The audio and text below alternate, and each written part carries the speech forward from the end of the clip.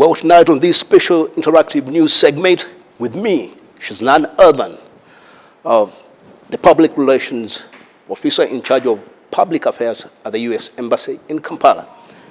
Ellen, Masi, nice for joining me. Thank you. Thanks for having me. Well, 1 day to go to the U.S. elections. Americans will be deciding who is their next president. We would like to know from you what is at stake for Africa in these U.S. presidential elections. Yeah, I think Americans, by and large, are obviously focused on our own domestic questions and challenges and our own future and prosperity.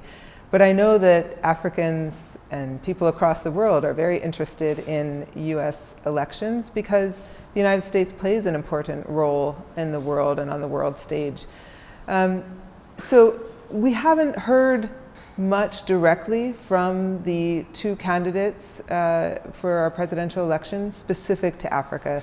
I think what you have seen in the years past in this current administration was a big focus on Africa, starting with the Africa Leaders Summit, and we've had a number of high-level officials, including Vice President Kamala Harris, come to the continent, and a number of others. And I think that there has been a real groundswell of interest and focus and connections, not just with the US government, but with businesses and with universities who've come to countries and developed relationships. And I can imagine that those are going to continue and grow deeper because the seeds of those relationships were born in the last few years, or even many years longer. Well, we know for a fact that Africa is not featured so much in foreign policy discussions in the build-up to the U.S. presidential elections. Do you think that the outcomes of these elections will have a significant impact on African countries and beyond? I think you've seen, let's just say here in Uganda, for the past 60 years, we've developed and continued partnerships, 6 decades of engagement in the health sector to grow economically and to improve the prosperity of Ugandans, to improve education, and to develop relationships through our exchange programs, for example, and invested in people who've come back to Uganda, and you can see the impact of a lot of that long-term, decades-long relationship. And I think you will continue to see that kind of impact over the next year, no matter who wins the election tomorrow. What are likely to be the policies for the next U.S. administration in regard to immigration, emissions, trade wars, peacemaking in the Horn of Africa and the Great Lakes region? Will you weigh in on that? Well, you're asking me to look into a crystal ball, I think. And I can't look into the crystal ball and see anything, because tomorrow's elections, which will determine who is going to be not just the president of the United States, but also the senators and the Congress people who are representing the American people, will all impact the foreign policy, both the domestic and the foreign policies that will be enacted over the next 4 years.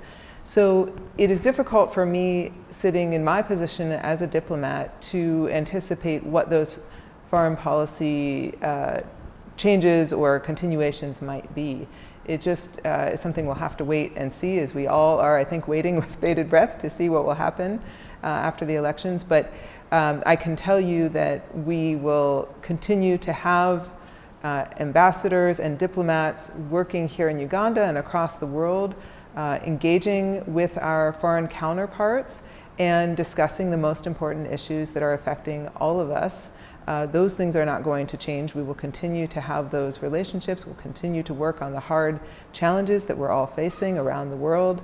And so from that perspective, I don't think you'll see a change. I think you will continue to see us working together to address the challenges of our day. Well, let me take you on Africa has the fastest growing populations, and the fastest growing economy.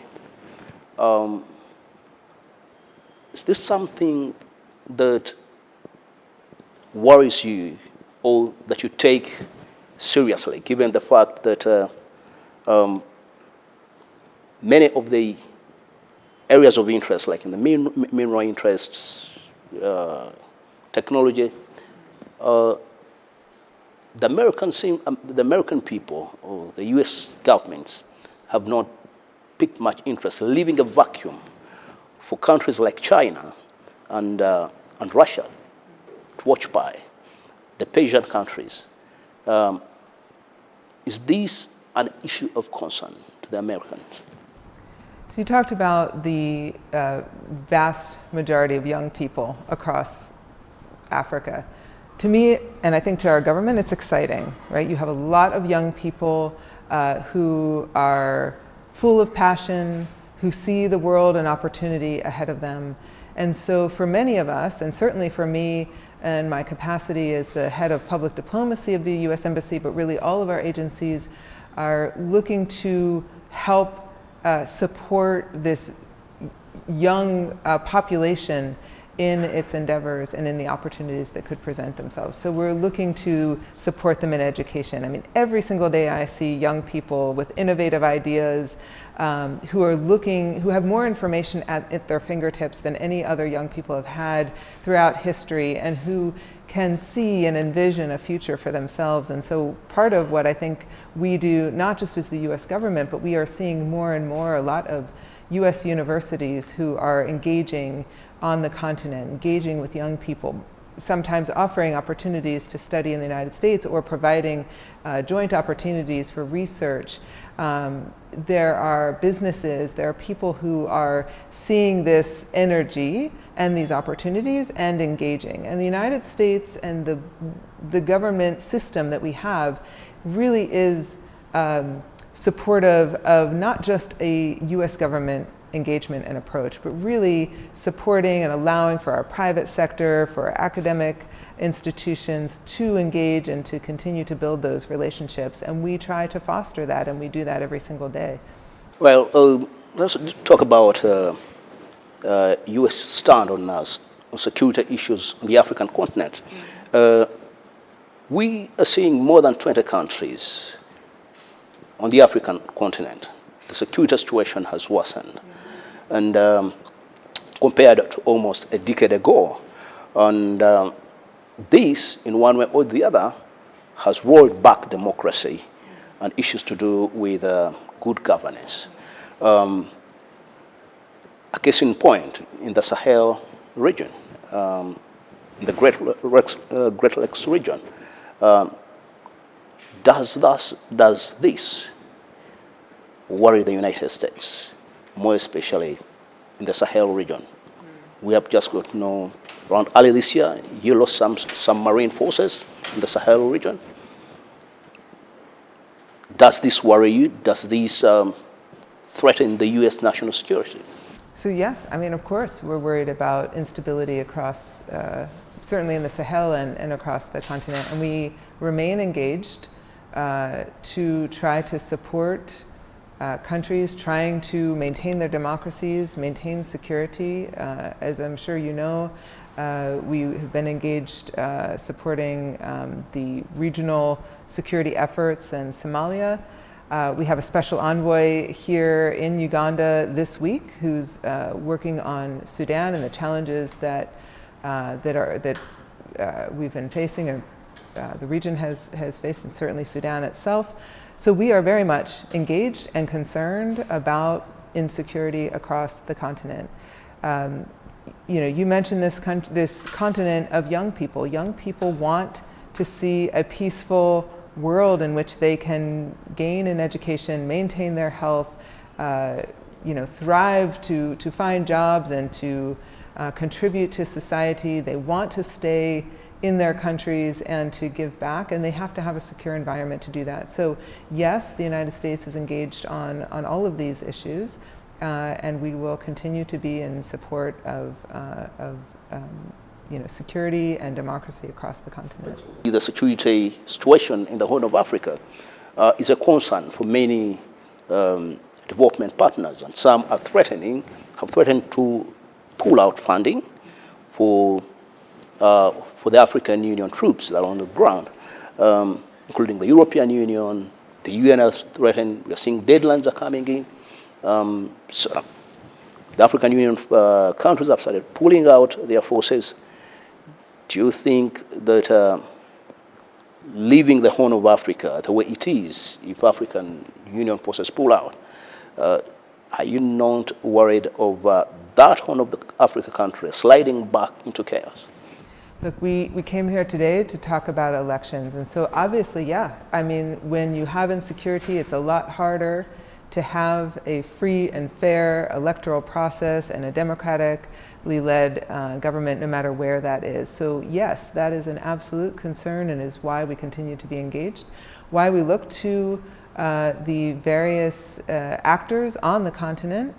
Africans themselves, I know we hear often Africans are looking to solve their own challenges. Africans will come up with African solutions to African challenges, and we are here to support Africans in trying to lead to a more secure and democratic continent, and that is something that I believe we will continue to. My last shot on this special interactive news segment is, what's your take on public perception that if the Republican nominee, Donald Trump,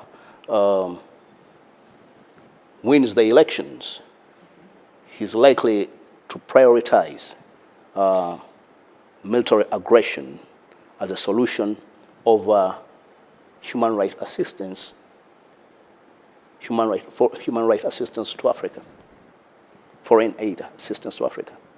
That he's likely to prioritize military aggression as a solution over foreign aid assistance to Africa? I haven't been privy to any of those conversations, but I think that it is important for Africans to hear what any president who is elected, one of the two who is elected tomorrow, and to really listen to what they have to say and to engage in conversations here in Uganda and with people like me, diplomats who continue to engage and hear and feed back the information about our relationship and what Africans are seeing on the ground and what you would like to see for yourselves and how you'd like to engage with the United States. I can't speak to the perceptions of Africans and what they think Donald Trump may or may not do should he be elected, but it's certainly something we should continue to engage on in robust conversation once our president is elected. And something that we have left out of this conversation that you would like to talk about? Well, I think that what's really important to recognize is tomorrow is an important day for American citizens, and it is important for democracies around the world that we engage in this very important civic duty to determine our next leaders and to have a peaceful transition of power that is inherent in a democracy, that free and fair elections in the United States and around the world are what we really need in order to solve the challenges that many of us are facing around the world. And so I hope that every citizen in a democracy sees that duty as the important duty that it is, and that it is not just that one duty, but it is up to all of us to understand and talk about and think about what we want to see in our own futures, and to demonstrate that that power that we have is one that we will never give up. We will continue to engage in our civic duty to be part of our democracies as good citizens. So I hope that that will happen in America tomorrow, and as we have so many elections around the world this year, that all citizens of democracies will continue to do that important civic duty. Thank you on this special interactive news segment where we discuss issues that affect the people. Yeah, Thank you very much. Thank you.